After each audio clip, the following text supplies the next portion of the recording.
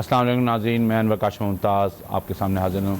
Budget पे हम पिछले कई दिनों से बात कर रहे थे, कैसा होगा बजट, क्या इंसेंटिव आएगा, क्या रिलीफ मिलेगा, किस तरह के हुकूमत के प्लान्स हैं, वो किस तरह कोविड-19 से अपने आप को नवज़मा कर सकेंगे, किस तरह इस सूरत हाल से निकल सकेंगे।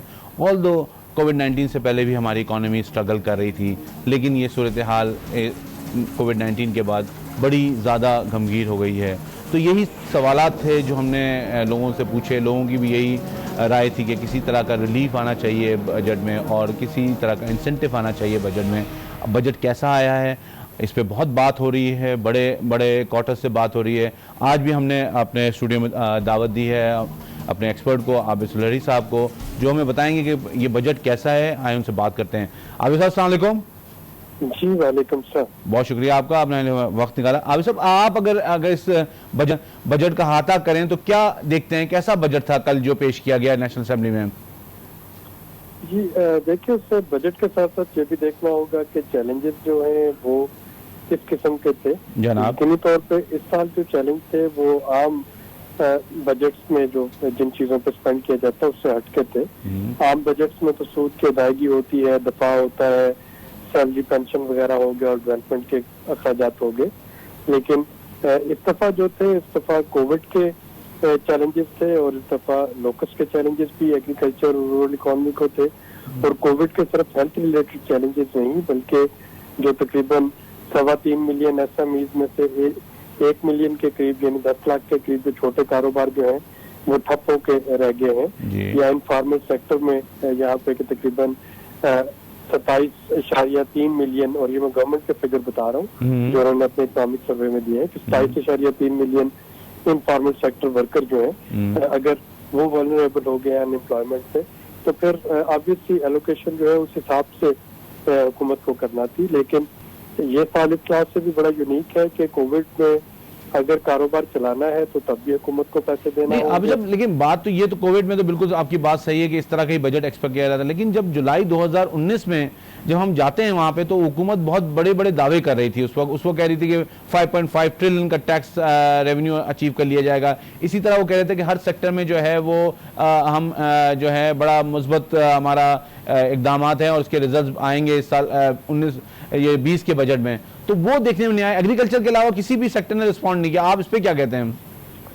ये जो रेवेन्यू वाला है वो तो उसकी दो वजूहत हुई। एक तो मेरा ख्याल है कि शब्बर जैदी साहब के जो तवील रुखसत पे जाने का जो अरसा था जिसमें कि FPR अमलन किसी मुस्तकिल इंतजामी सरबराह के बगैर था, तो वो वहाँ पे काफी सारा FPR की परफॉर्मेंस अफेक्ट हुई। दूसरा, अगर आपको याद हो तो पिछले साल ये तय किया गया था कि जो बेनामी अकाउंट होल्डर्स है उनका पीछा किया जाएगा। पोर्टल्स बने थे FPR के और नादरा के जिसपे तमाम वो लोग जिनका रिहायश जिंदगी उनके टैक्स से मुताबिकत नहीं रखता, ज्यादा शाहाना है, उनको टैक्स नोटिस जाने थे। अगर वो ड्राइव कामयाब हो जाती तो शायद कुछ नए टैक्स पेयर जो है वो इसमें ऐड हो जाते। लेकिन मुझे नहीं मालूम कि वो शब्बर के से पहले ही तकरीबन ये चीज जो थी ठंडी पड़ गई थी और उनके जाने के बाद इस साल कितना अमल किया जाएगा या नहीं किया जाएगा। तो रेवेन्यू का ना आना जो है कोविड से पहले वो तो प्योरली इस वजह से है कि हम अपनी टैक्स बेस जो है वो इनहांस नहीं कर सके, और अगर वो इनहांस करते तो तभी 5.5 ट्रिलियन का टारगेट जो था वो अचीव हो सकता था। लेकिन ये जो सेक्टर्स हैं, मतलब एग्रीकल्चर ने रिस्पॉन्ड किया, इंडस्ट्री ने रिस्पॉन्स किया, सर्विस सेक्टर ने रिस्पॉन्ड किया, इसकी क्या वजह हो सकती है?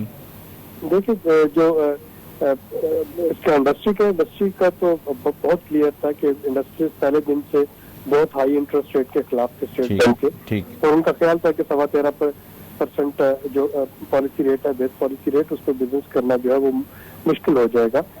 सिमिलरली जो करंट अकाउंट डेफिसिट को मेंटेन उसको रिड्यूस करने के लिए जो बहुत सी कस्टम ड्यूटीज और रेगुलेटरी ड्यूटीज इम्पोज की गई, इवन कुछ रॉ मटेरियल पे भी, तो उसकी वजह से भी इंडस्ट्री जो है वो नुकसान में गई।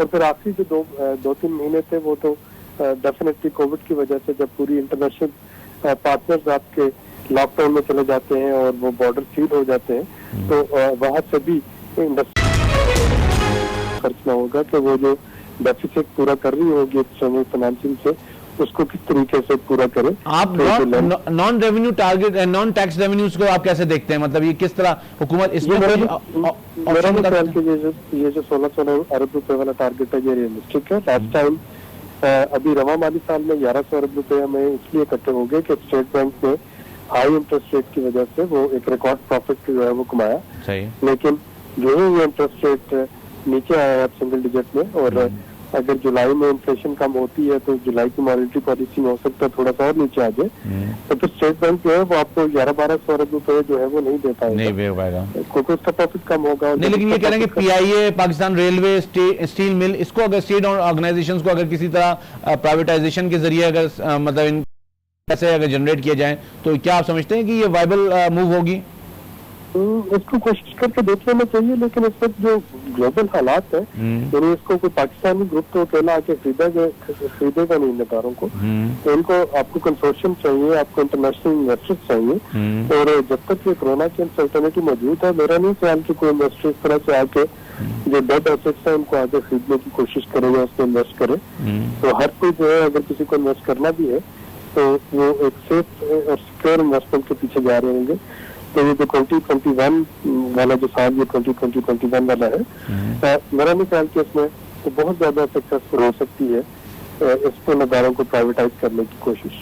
आप सब ये अनएम्प्लॉयमेंट भी बहुत ज्यादा बढ़ गई है, जैसा आपने भी हाईलाइट किया इस बात को, तो इसके लिए हुकूमत को क्या इकदाम करना चाहिए कि ये जो लोग हैं, और आपको पता है कि काफी मिडिल ईस्ट से लोग भी जो हैं वहां से और ले ऑफ होके यहाँ पाकिस्तान आ रहे हैं, तो ये किस तरह, ये तो बहुत डिफिकल्ट सिनेरियो क्रिएट हो जाएगा। ये यकीनी तौर पर डिफिकल्ट सिनेरियो क्रिएट होगा, और उसमें उस वक्त जो सेक्टर कोरोना से चल सकते हैं उस पर फोकस करना होगा। और agriculture is one of them. बड़े अरसे से हमने एग्रीकल्चर को इग्नोर किए रखा, जब से हम सर्विसेज सेक्टर पर डिपेंडेंसी हमारी शुरू हुई थी।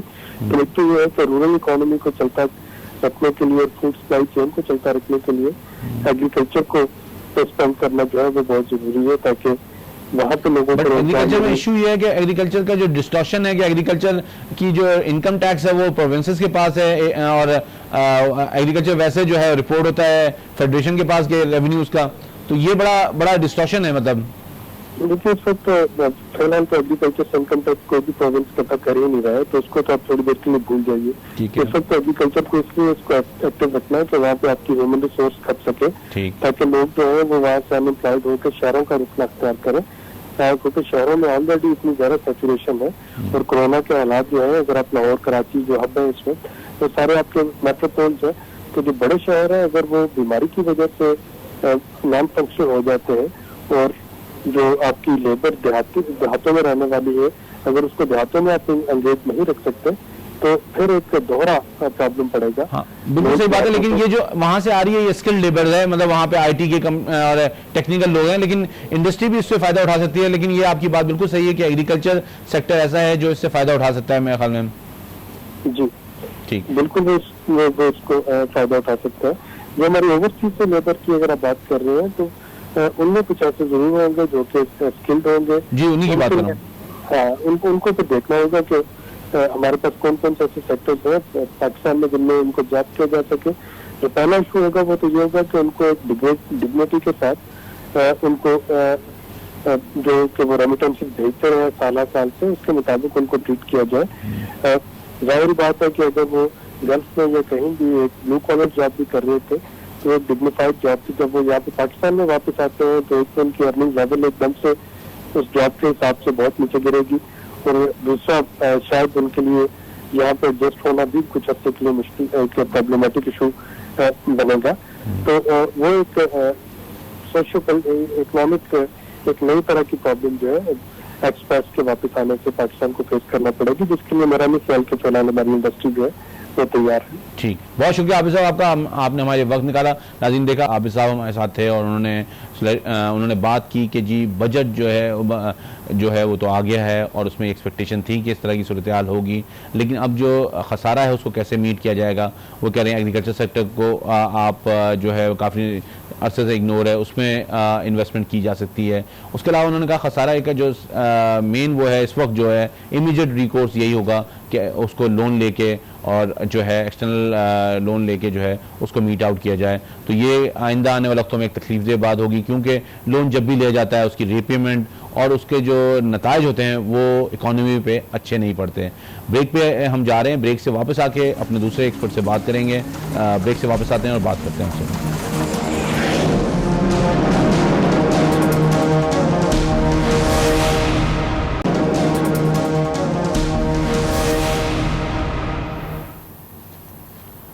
नाज़रीन, ब्रेक पे जाने से पहले हम बात कर रहे थे माशी सूरत हाल पे कि किस तरह का बजट आया और किस तरह हुकूमत को रिकोर्स करना चाहिएगा। अब हम बात करेंगे बिजनेस सेक्टर से और हमारे साथ मौजूद हैं मज़हर अली नासिर साहब जो farmer senior vice president FPCCI। उससे बात करेंगे बिजनेसेस इंडस्ट्रीज़ कैसे देख रही हैं, वो किस तरह इस सूरत हाल में कोविड-19 में किस तरह रिकोप करना चाह रही हैं और ये बजट जो है उनको किस तरह इफेक्ट करता है। अस्सलाम वालेकुम मज़हर साहब। वालेकुम अस्सलाम। बहुत शुक्रिया, आपने हमारे लिए वक्त निकाला। सर आप कल बजट आ गया, अब जो रिलीफ आपके सामने है, जो कस्टम में कुछ उन्होंने रिलीफ दिए हैं, कुछ सेल टैक्स में रिलीफ दिया, किस तरह देख रहे हैं आपके हुकूमत लग रही है आपको सीरियस इंडस्ट्री को सपोर्ट करने के लिए? देखिए, इस वक्त के जो हालात हैं उसके मुताबिक ही गवर्नमेंट इक़दाम उठा सकती है। अगर आप बजट में इंडस्ट्री के लिए पूछे तो मैं कहूँगा मिला जुला रुझान है।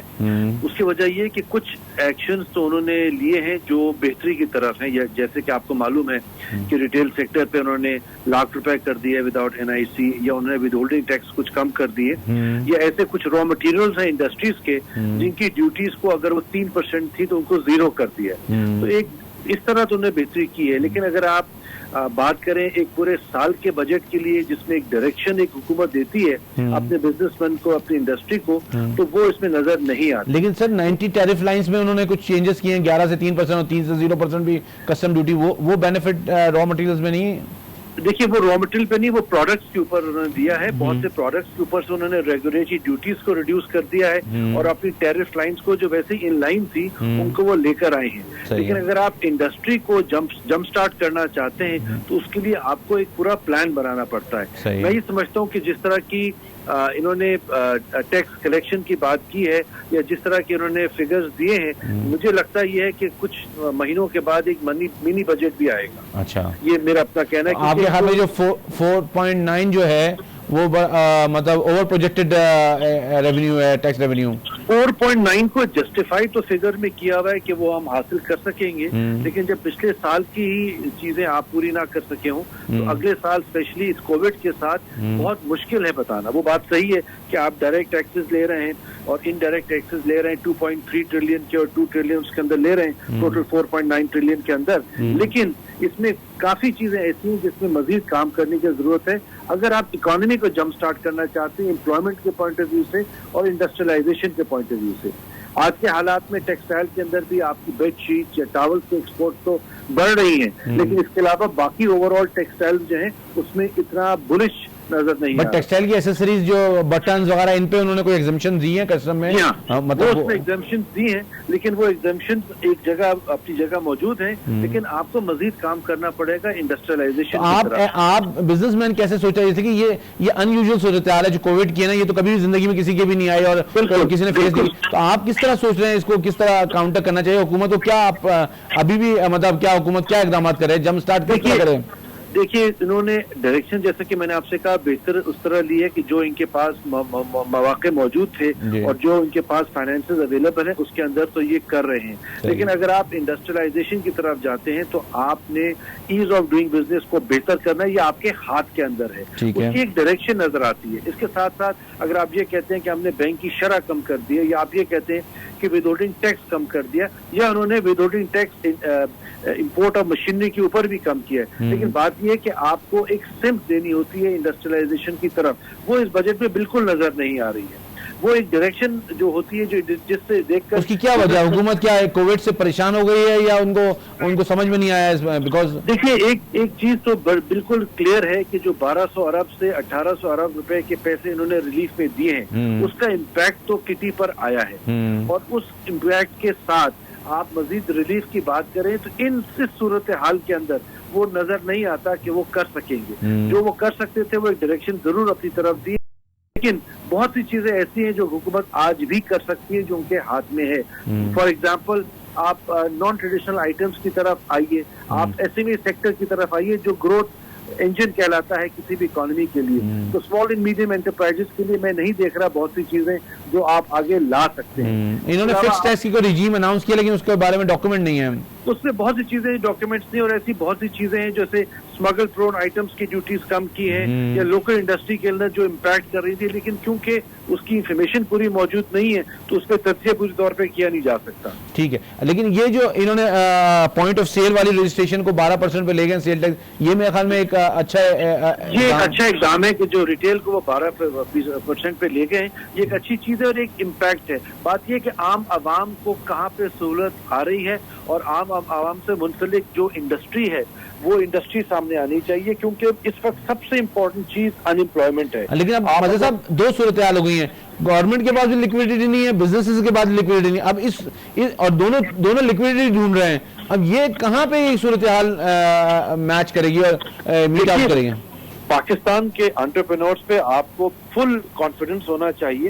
अगर हुकूमत पाकिस्तान ऐसी फैसिलिटीज दे अपने इंडस्ट्रियलिस्ट्स को, तो आप वो अपना काम खुद करना जानते हैं, और 50 साल में उन्होंने ही किया है। क्योंकि हर गवर्नमेंट के साथ कुछ ना कुछ इश्यूज रहे, लेकिन आपके जो limited number of tax payers हैं, इंडस्ट्रियलिस्ट हैं, बिजनेसमैन हैं, उन्होंने ही अपने आप को प्रूव किया है। तो आप उन पे भरोसा रखें। नहीं, जब आप ये कह रहे हैं तो इसका मतलब आप ये कह रहे हैं कि जो कंस्ट्रक्शन इंडस्ट्री को इंसेंटिव दिया है, उस तरह का इंसेंटिव इंडस्ट्रीज के भी लेके आए हैं, या कुछ इस तरह की बात कर रहे हैं? बिल्कुल लेके आना चाहिए। कंस्ट्रक्शन इंडस्ट्री को जो इंसेंटिव दिए, बहुत अच्छे इंसेंटिव दिए, लेकिन उसको अभी बाहर आते हुए टाइम लगेगा, कोई चीज नजर नहीं आ रही, उसमें वक्त लगेगा। लेकिन बात यह कि जो आपकी वो इंडस्ट्री जो इंपोर्ट सब्स्टिट्यूशन इंडस्ट्री है, जो आपका बिल आज 60 अरब से 50 अरब डॉलर पे चला गया है, और आप उसको रिड्यूस करना चाहते हैं, तो आप उनको इंसेंटिवाइज कीजिए कि मुल्क के अंदर वो मैन्युफैक्चरिंग शुरू करें, मुल्क के अंदर वो चीजें बनना शुरू हों जो पहले नहीं बन रही थी, जिसकी वजह से एम्प्लॉयमेंट जनरेट होगी, और आपकी इकोनॉमीज ऑफ स्केल, क्योंकि आपकी एक पॉपुलेशन,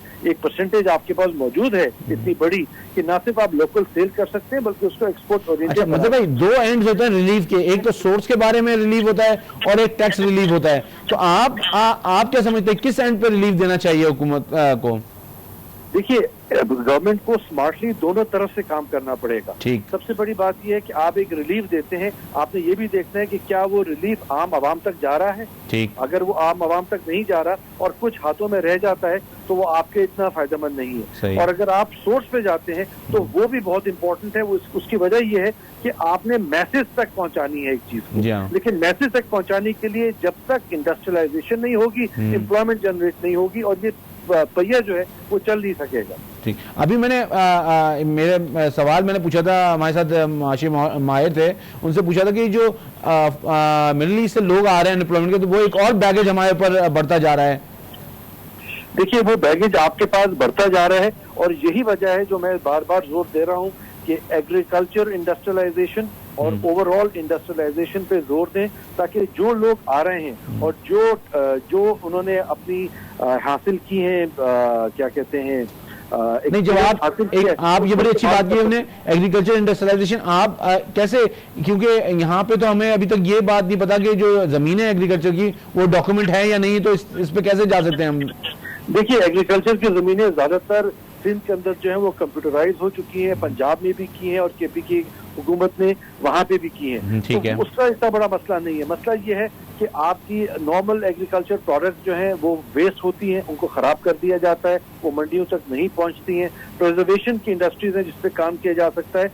ये सारी वो इंडस्ट्रीज हैं जो एग्रीकल्चर बेस्ड हैं, क्योंकि आपकी स्ट्रेंथ एग्रीकल्चर है और फ्यूचर में आपको एग्रीकल्चर ही को आगे लेके चलना है। अगर आप इस पे काम करते हैं तो आपके पास बहुत बड़ा स्कोप है। आपके पास इंजीनियरिंग सेक्टर है जहाँ पे ट्रैक्टर्स एंड मोटरसाइकिल्स हैं, जिनकी एक्सपोर्ट पे पिछले साल के अंदर भी रजाक दाऊद साहब काम कर रहे थे, लेकिन उसको मजीद बढ़ाने की जरूरत है। इलेक्ट्रॉनिक्स है, उसको बढ़ाने की जरूरत है कि हम लोकल कंजम्पशन पे तो जा रहे हैं, लेकिन इसके साथ साथ ऐसे इंसेंटिव दिए जाएं कि ये इंडस्ट्रीज एक्सपोर्ट ओरिएंटेड हो जाएं और आप कम्पीट कर सकें। अगर यूरोप में नहीं तो अफ्रीका में सही, वहां से शुरू करें और अपने आप को बेहतर करते हुए दुनिया में अपने प्रोडक्ट्स को लेकर आए। बहुत शुक्रिया मदर साहब आपका, आपने हमारे वक्त निकाला। बड़ी वाज़ेह तौर पर आपने बताया कि हुकूमत को इंडस्ट्री को किस तरह सपोर्ट करना चाहिए, डिवाइस करना चाहिए, और ये मेरे ख्याल में अगर हुकूमत तक ये बात पहुंच जाए तो शायद हो सकता है ये मसला हल हो, क्योंकि ये इसके डबल इम्पैक्ट होंगे। एक तो ये कि इंडस्ट्री सस्टेन करेगी, उसके बाद एम्प्लॉयमेंट भी जनरेट होगी। तो जो हमारा ले ऑफ हुए हैं कोविड-19 की वजह से, और कुछ लोग हमारे मिडिल ईस्ट से भी यहाँ वापस आ रहे हैं, तो उनके लिए भी अपॉर्चुनिटी होगी। और वो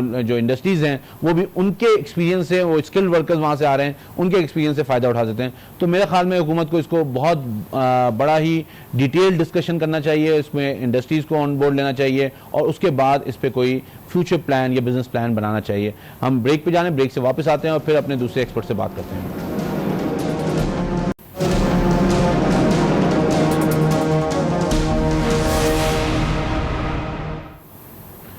ब्रेक पे जाने से पहले हम बात कर रहे थे FVCCI के नुमाइंदे से। उन्होंने बताया कि इंडस्ट्रीज़ को किस तरह सपोर्ट की ज़रूरत है, जंप स्टार्ट की ज़रूरत है, और वो उन्होंने अपना मौक़िफ़ बड़ा वाज़ेह अंदाज में बयान किया। अब हमारे साथ मौजूद हैं साकिब मसूद साहब, टैक्स एक्सपर्ट हैं, और हम उनसे बात करेंगे जो अमेंडमेंट्स आई हैं टैक्स लॉज में, उसके बारे में क्या वो देख रहे हैं, किस तरह की अमेंडमेंट्स आई हैं, क्या ये रिलीफ गिविंग हैं और क्या ये कम्बर्सम हैं। तो हम बात करते हैं साकिब मसूद साहब से। अस्सलाम वालेकुम साकिब साहब। वालेकुम अस्सलाम। बहुत शुक्रिया सर, आपने वक्त निकाला। ये जो सूरत हाल है इनकम टैक्स में अमेंडमेंट और सेल टैक्स में अमेंडमेंट, आप किस तरह देखते हैं? ये क्या जो स्पीच थी उसमें तो कहा गया था कि जी ईज ऑफ डूइंग बिजनेस के लिए जो है ये बहुत इंसेंटिव दिए गए हैं, तो आप इसको देख रहे हैं इसको इस तरह? देखिए, इसमें what has been said in the speech or otherwise being claimed by the government, लेकिन मेरे ख्याल में जब इसके एनालिसिस करना है तो हमें ग्राउंड रियलिटीज को मद्देनजर रखना होगा। जो आज की पोस्ट कोविड सिचुएशन है कि उसमें कितना किसी भी गवर्नमेंट के पास कुशन होता कि वो रिलीफ दे सकते थे या नहीं दे सकते थे। तो अगर उस बैकग्राउंड में देखें तो मैं ये समझता हूँ कि शायद लोगों का फियर ये था कि बजट में टैक्स के जो ना हैवी मेजर्स आएंगे to just cope up with the collection of tax. तो एटलीस्ट उस हद तक तो मैं समझता हूँ कि government has not so far, मतलब ये कि ब्रॉट इन एनी प्रोविजंस के जहाँ पे एडिशनल टैक्स बर्डन आए।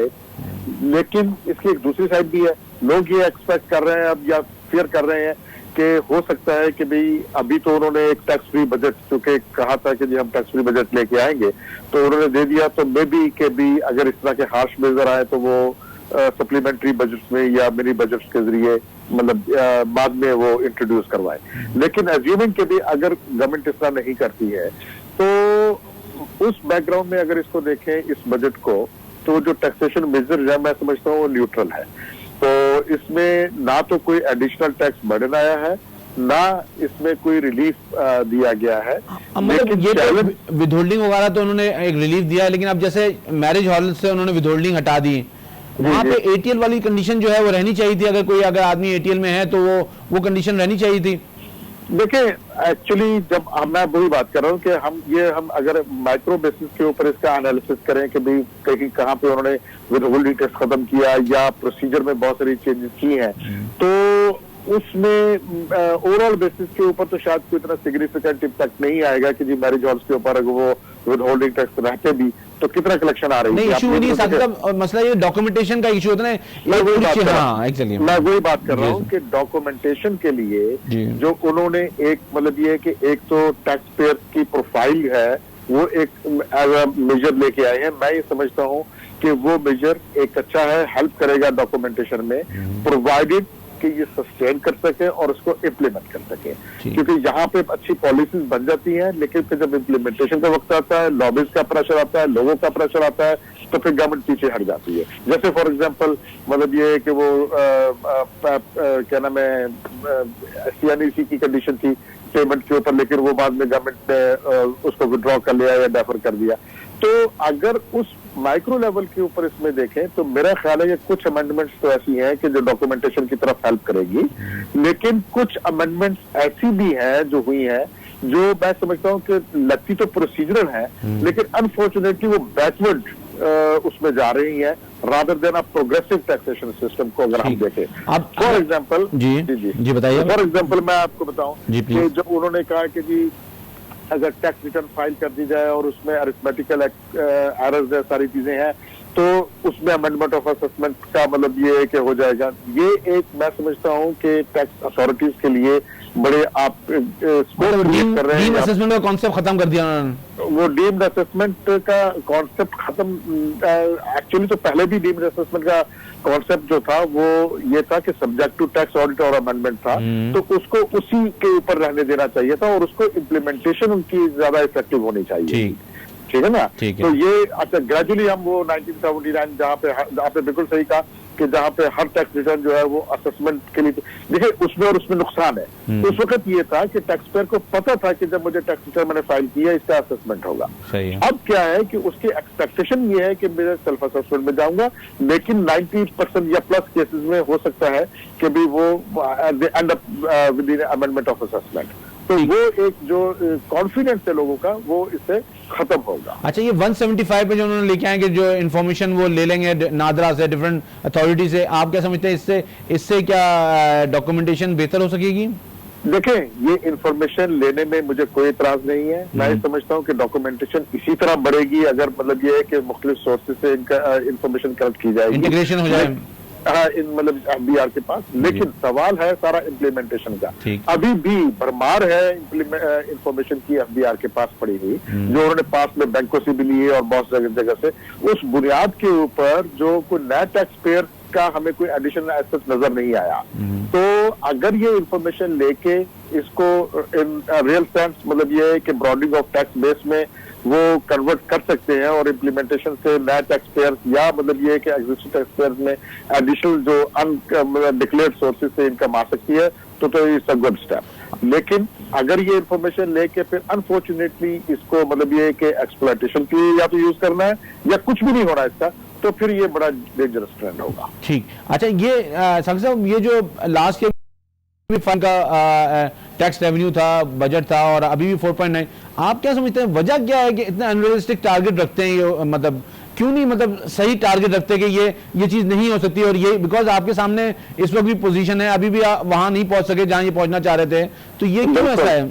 बिल्कुल, ये हमेशा हमारे पॉलिसी मेकर्स का अनफॉर्चुनेटली मतलब ये है कि रहा है ट्रेंड कि जी वो पहले तो एक बड़ा हाई एंड उस लेवल के ऊपर बजट अपना रख लेते हैं, फिर बाद में रिवीजन में भी कि कुछ ऐसी मजबूरियां हो कि जो शायद मुझे और आपको पता नहीं है। फॉर एग्जांपल IMF का कोई प्रेशर हो या मतलब ये है कि और दूसरी वजूहात हो कि जिसकी वजह से वो बहुत ज्यादा उसको रियलिस्टिक हद तक डाउनवर्ड रिवाइज नहीं करना चाहते।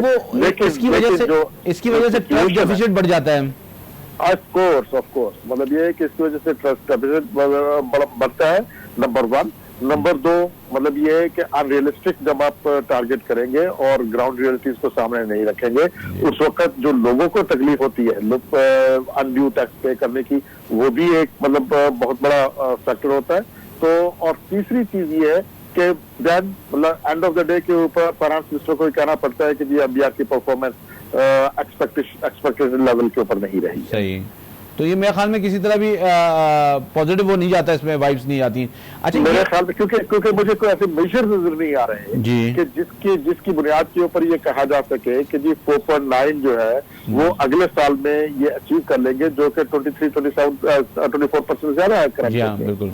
और इकोनॉमी की जो सिचुएशन है पोस्ट कोविड, वो एक एडिशनल फैक्टर है जिसको इनको मेरे ख्याल में, बल्कि मैं समझता हूं कि जो पोस्ट कोविड सिचुएशन थी ये एक रियलिस्टिक एक्सक्यूज था गवर्नमेंट के लिए और रीजन था कि भी उसको मद्देनजर रखते हुए आज सही फिगर ले आते वो और कहते हैं कि ये टैक्स रेवेन्यू की ये फिगर है, ये फिगर हो सकती है, और अगर उससे बढ़ जाता तो इनका कॉन्फिडेंस भी बेहतर हो जाता। जी बिल्कुल। अच्छा, ये जो 10% की कंडीशन डाल दी है ट्राइब्यूनल के सामने अपील के लिए, या आप इसको कैसे देखते हैं?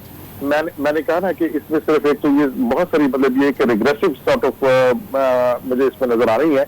एक तो जो है कि भाई अमेंडमेंट ऑफ असेसमेंट को मतलब तो मेरा फंडामेंटल राइट है और फंडामेंटल राइट को अपील, और ये सुप्रीम कोर्ट इसमें एक केस में जजमेंट दे भी चुकी है कि फंडामेंटल राइट के ऊपर कोई कंडीशन नहीं लगाई जा सकती अपील फाइलिंग के ऊपर। मेरे ख्याल में तो ऑनरेबल तो यही है कि ये गवर्नमेंट विड्रॉ कर ले, वरना मुझे नहीं लगता कि भी ये गवर्नमेंट जब टेस्ट ऑफ अपील में ये सस्टेन कर सकेगा। उसकी वजह ये है बहुत सारी डिमांड, बहुत सारे इश्यूज ऐसे रेज किए जाते हैं कि जहां पे फंडामेंटली टैक्स पेयर चैलेंज करता है कि जी ये मेरी टैक्स लायबिलिटी नहीं है। नहीं है। क्वांटम की तो बात की आपने। जी हाँ।